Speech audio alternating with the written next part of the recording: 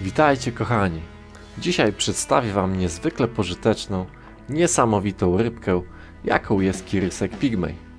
Zapraszam!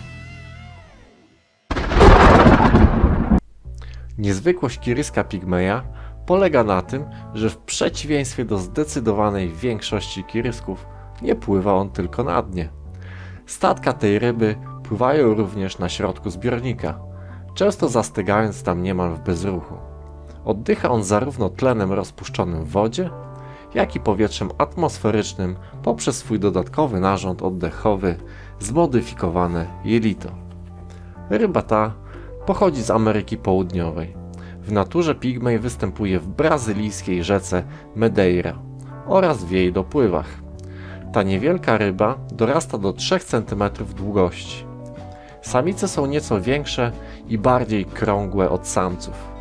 Najprostszym sposobem na odróżnienie płci jest zobaczenie osobników z góry.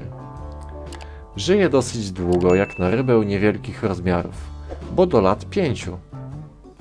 Kirysek jest rybą stadną, dlatego zalecane jest trzymanie w zbiorniku minimum 5 osobników. Jest to gatunek łagodny i bezkonfliktowy, dlatego idealnie nadaje się do akwarium towarzyskiego, między innymi z krewetkami, pielęgniczkami czy małymi rybami ławicowymi. W moim zbiorniku kiryski często bawią się i pływają z otoskami. Z racji niewielkich rozmiarów nie należy go trzymać w zbiorniku z o wiele większymi rybami lub rybami bardzo energicznymi, typu danio pręgowany. Kirysek pigmej to ryba z tak zwanej ekipy sprzątającej. Jest wszystkożerny. Często brodzi po dnie w poszukiwaniu jedzenia, zruszając i oczyszczając przy tym dno. Czyści również liście z glonów czy okrzemków. Należy go jednak dokarmiać pokarmem żywym, mrożonym oraz granulatem czy też tabletkami. Akwarium dla kirysków powinno być częściowo zacienione. Preferowane są rośliny pływające, np. pistia. Dno natomiast należy wysypać miękkim piaskiem w ciemnym kolorze.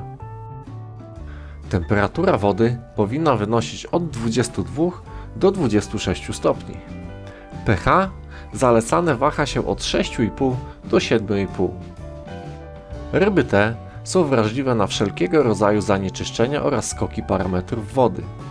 Dlatego woda w akwarium powinna być regularnie podmieniana i przy okazji kontrolowana przez wykonywanie różnego rodzaju testów, w tym na poziom NO2 czy pH. Z tego też względu nie polecam kiryska pigmeja początkującym akwarystom. Rozmnażanie pigmejów nie jest dosyć trudne. Może nastąpić nawet w akwarium ogólnym. Najpierw karmimy przez kilka dni ryby wysokokalorycznym, mięsnym pokarmem żywym lub mrożonym.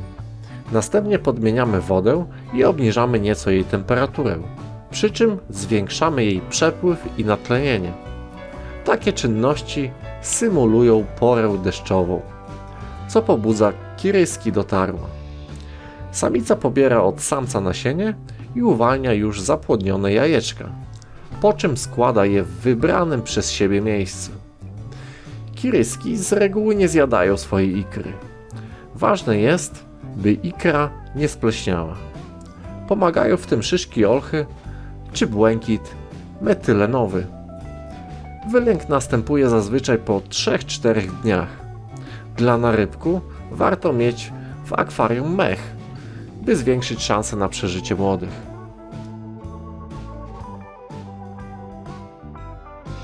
Kirysek pigmej jest niezwykle fascynującą rybką, idealnie pasującą do trzymania w akwarium towarzyskim. Mimo że nie przepadam za kiryskami, to w pigmeju się zakochałem. To nie jest tak naprawdę typowy kirysek, stąd jego niezwykły urok. Jest to gatunek niezwykle pożyteczny, przy czym wykazujący bardzo ciekawe zachowania. Statko tej rybki potrafi tchnąć życie w każde akwarium. Wszelkie informacje na temat wyposażenia tego akwarium czy roślin znajdziecie w opisie filmu. Postaram się odpowiedzieć na wszelkie Wasze pytania w komentarzach. Tymczasem nie zapomnij o zostawieniu okejki. To dla Ciebie tylko 5 sekund roboty, a dla mnie olbrzymia motywacja do działania. By być na bieżąco, subskrybuj ten kanał. Do zobaczenia. Cześć.